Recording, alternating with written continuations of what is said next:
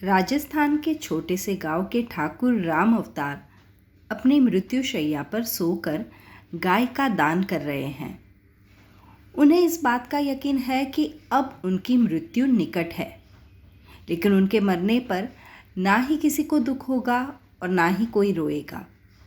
वो अपने सबसे वफादार नौकर कालिया को बुलाकर एक रुदाली का इंतज़ाम करने को कहते हैं। गांव में जाकर कालिया भीखनी को बुलाता है। भीखनी एक रुदाली है। छोटे ठाकुर ने भीखनी के रहने का इंतज़ाम शनिचरी के घर करवाया है। भीखनी शनिचरी को बताती है कि वो एक रुदाली है और कुछ दिन वो उसके साथ ही रहेगी। जब भीखनी शनिचरी से उसके नाम के बारे में पूछती है, तब शनिचरी बताती है कि वो शनिवार के दिन पैदा हुई थी। पैदा होते ही वो अपने पिता को खा गई। माँ भागकर किसी नौटंकी समुदाय में शामिल हो गई। शनिचरी की शादी एक शराबी से हो गई और तब से ही वही गांव उसका स्वर्ग और नरक है। जब शनिचरी भीखनी से उसके बारे में पूछती है, तब भीखनी बताती है कि वो डोंगरी गांव से है। वो एक रुदाली है और लोगों के मरने पर फूट फूट कर रोती है, मातम मनाती है, जिसके उसे पैसे मिलते हैं। बातों ही बातों में शनिचरी अपने बेटे बुधवा का बाजा हाथ में लेती है और कहानी कुछ फ्लैशबैक में चली जाती है। बुधवा अपना बाजा बजा रहा होता है और शनिचरी उसकी धुन पर थोड़ा झूम लेती है। जैसे ही माँ बेटा घर आते हैं, तब घर में टूटा मटका देख शनिचरी बिस्तर पर पड़ी अपनी बीमार सास से पूछती है। शनिचरी की बीमार सास मटके टूटने का कारण उसे ही ठहराती है। शनिचरी और उसकी सास में थोड़ी नोकझोंक हो जाती है।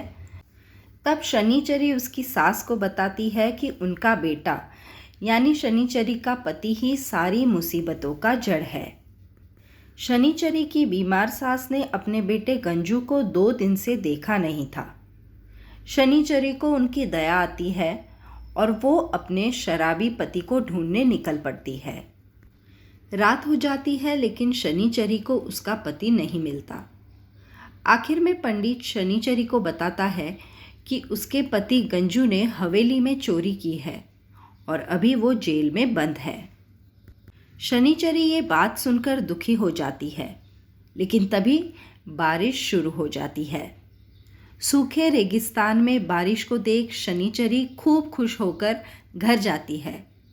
जहाँ वो अपनी बूढ़ी सास से बात करने जाती है, तब वो देखती है कि उसकी सास तो मर चुकी है। शनिचरी अपनी सहेली को ये खबर देती है कि उसकी सास मर गई है। वो रातों रात ही अपनी सास का अग्निदाह कर देती है, क्योंकि उसके घर में अनाज का एक दाना नहीं होता। वो पंडित को क्या दान देगी। ऐसे शनिचरी ने अपनी सास को सबसे पहले खो दिया। ये पूरी बात शनिचरी भीखनी को बताती है और कहती है कि उसकी सास के मरने के समय उसकी आंख से एक आंसू न निकला था। उसे सास के मरने से ज़्यादा पंडित को दान देने का डर था। उसे ऐसे रोने का मौका ही नहीं मिला। उस शाम भीखनी छोटे ठाकुर से मिलती है। छोटे ठाकुर भीखनी से शनिचरी का हालचाल पूछते हैं और संदेशा देते हैं कि शनिचरी को अगर किसी चीज़ की ज़रूरत हो तो वो छोटे ठाकुर से बेझिझक मांग सकती है। ये सारी बातें भीखनी घर पर आकर शनिचरी को बताती है। छोटे ठाकुर का नाम सुनकर शनिचरी की आंखें चमक जाती हैं। वो वापस अपने अतीत की यादों में खो जाती है। कई साल पहले की बात है। रेगिस्तान की रेत में छोटे ठाकुर ऊंट की सवारी कर कहीं जा रहे होते हैं। रास्ते में उन्हें शनिचरी पानी के मटके के साथ दिखती है। जब ठाकुर शनिचरी से पानी मांगते हैं, तब शनिचरी ऊंट को पानी पिलाना शुरू कर देती है।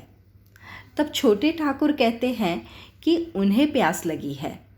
शनिचरी कहती है कि अगर वो ठाकुर को पानी पिलाएगी तो उसकी गर्दन ऊपर हो जाएगी। ठाकुर के कहने पर जब शनिचरी उनकी ओर देखती है, तब उसकी भूरी आंखें ठाकुर को भा जाती है। पहली नज़र में ठाकुर को शनिचरी से प्यार हो जाता है।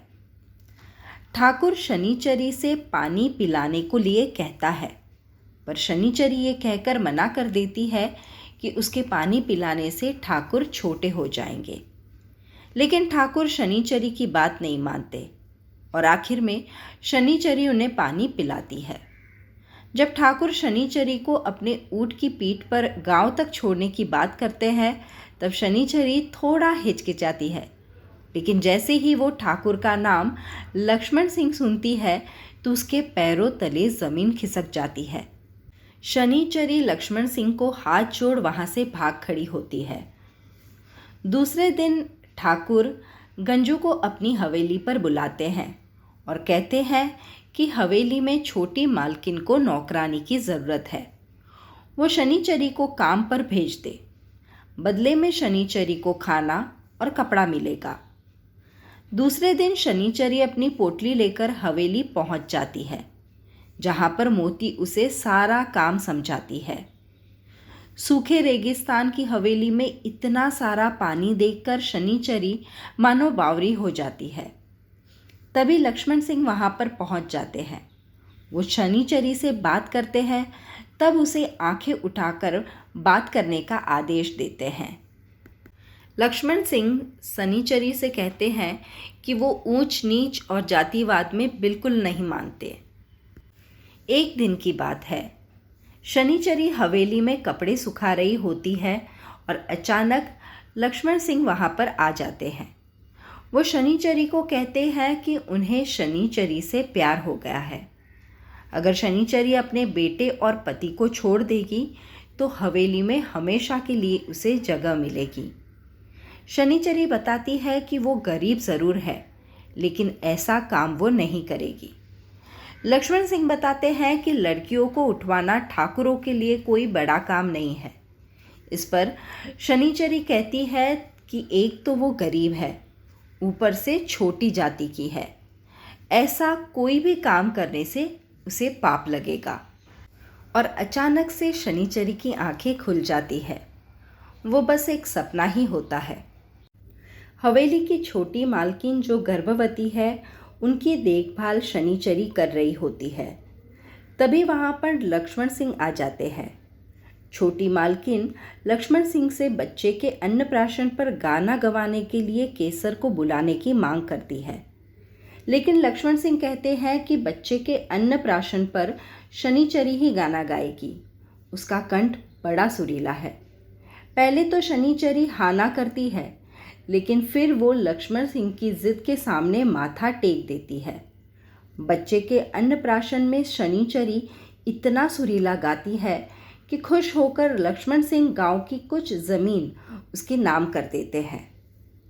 ये कहानी शनिचरी भीखनी को सुना ही रही होती है कि वहाँ कालिया भीखनी को हवेली बुलाने आता है। भीखनी जब हवेली जाकर देखती है कि ठाकुर अभी मरा नहीं है, तो वो कालिया को बहुत कोसती है कि ये ठाकुर इतनी जल्दी मरने वाला नहीं है। कहानी वापस फ्लैशबैक में जाती है, जहाँ गांव में हैजा फैलने की वजह से शनिचरी का पति गंजू मर जाता है। अपने पति की मौत पर भी शनिचरी के आँख से एक आंसू नहीं टपकता। लाचार शनिचरी पत्थर तोड़ने का काम करने लगती है। अचानक एक दिन शनिचरी सबको बताती है कि वो अपने पति के लिए आंसू ज़रूर बहाएगी। ये सुनकर पंडित वहाँ आते हैं और कहते हैं कि शनिचरी ने अपनी सास और पति का पिंडदान नहीं करवाया, उन दोनों को नरक मिलेगा। पंडित की ये बात सुनकर शनिचरी दुविधा में पड़ जाती है। वो कहती है कि वो कुछ भी करके अपने पति और सास का पिंडदान ज़रूर से करवाएगी। पंडित कहता है कि उसके लिए वो 50 रुपये लेगा, उससे 1 रुपया भी कम न करेगा। शनिचरी दुविधा में पड़ जाती है और हवेली जाती है, जहाँ ठाकुर राम अवतार शनिचरी को पैसे तो देते हैं, पर उसे 15 साल के लिए मजदूर बना लेते हैं। इस बात को कुछ बरस बीत गए। अब शनिचरी का बेटा बुधवा जवान हो चुका है। शनिचरी अब बाजार में चादर बेचकर अपना पेट पाल रही है। एक दिन गांव के लाला और मुनीम मिलकर शनिचरी का मजाक बनाते हैं, उस पर बुरी नज़र डालते हैं, लेकिन शनिचरी उन दोनों को भी मुंह तोड़ जवाब देती है। एक दिन बुधवा मुंगरी नाम की वेश्या को अपने घर ले आता है। शनिचरी मुंगरी को देखकर तिलमिला उठती है और बुधवा से उसे झोपड़े से निकाल देने के लिए कहती है। बुधवा शनिचरी को बताता है कि मुंगरी उसके बच्चे की माँ बनने वाली है, वो गर्भवती है, और ना चाहते हुए भी शनिचरी मुंगरी को अपने घर में जगह दे देती है। शनिचरी चादर बेचने जाती है, जहाँ वो मुंगरी को अपने साथ ले जाती है। पंडित और लाला मुंगरी को शनिचरी के साथ देख उन दोनों का मजाक उड़ाते हैं। तब मुंगरी बताती है कि उसका ब्याह बुधवा के साथ हुआ है और उसने अब अपना पुराना काम छोड़ दिया है। शनिचरी की लाला और पंडित से मुंगरी को लेकर बहस हो जाती है। तब पंडित धमकी देता है कि वो शनिचरी और उसके बेटे को इस गांव से निकलवा कर ही रहेगा। घर जाकर शनिचरी मुंगरी को लेकर बहुत बड़ा बखेड़ा खड़ा करती है। वो बुधवा को उसके कर्म पर कोसती है और बताती है कि अगर मुंगरी के पेट में बुधवा का बच्चा ना होता तो शनिचरी उसे घर से निकाल देती। इस पर मुंगरी कहती है कि उन्हें क्या पता कि वो बुधवा का ही बच्चा है। ऐसा कहकर मुंगरी घर छोड़कर चली जाती है। सुबह शनिचरी देखती है कि बुधवा भी कहीं चला गया है। वो बुधवा को ढूंढते मुंगरी के पास जाता है, जहां उसे पता चलता है कि मुंगरी ने बच्चे को गिरा दिया है और वो बच्चा बुधवा का ही था। शनिचरी सुनमुन सी वहां बैठ जाती है। शनिचरी भीखनी को बताती है कि इसके बाद कभी भी बुधवा वापस लौट कर नहीं आया। शनिचरी की बातें सुनकर भीखनी फूट फूट कर रोने लगती है। वो कहती है कि शनिचरी ने आज तक क्या कुछ नहीं सहा। शनिचरी को भी भीखनी से लगाव हो जाता है और वो उसे वहीं रहने के लिए कहती है। कालिया भीखनी को संदेशा देने आया है कि अवतार सिंह के रिश्तेदार की मौत हो गई है। इस पर भीखनी रोने के 50 रुपये मांगती है। तब कालिया कहता है कि दोनों परिवार में अनबन है। अवतार सिंह की बुलाई रुदाली को अपने वहाँ रुलाने वो लोग कितने भी पैसे देंगे। ये सब बातें सुनकर शनिचरी कहती है कि अमीर लोग मरने पर भी इतना पाखंड करते हैं। भीखनी ठाकुर के वहाँ रोने जाती है, जहाँ शनिचरी उसे रोता हुआ देखती है। वहीं एक औरत आकर बहुत बड़ा बखेड़ा करती है। वो औरत ठाकुर की रखेल होती है। भीखनी और शनिचरी अपनी झोपड़ी में वापस आते हैं, जहाँ भीखनी शनिचरी को अपने हाथ से बना हुआ खाना बहुत प्यार से खिलाती है।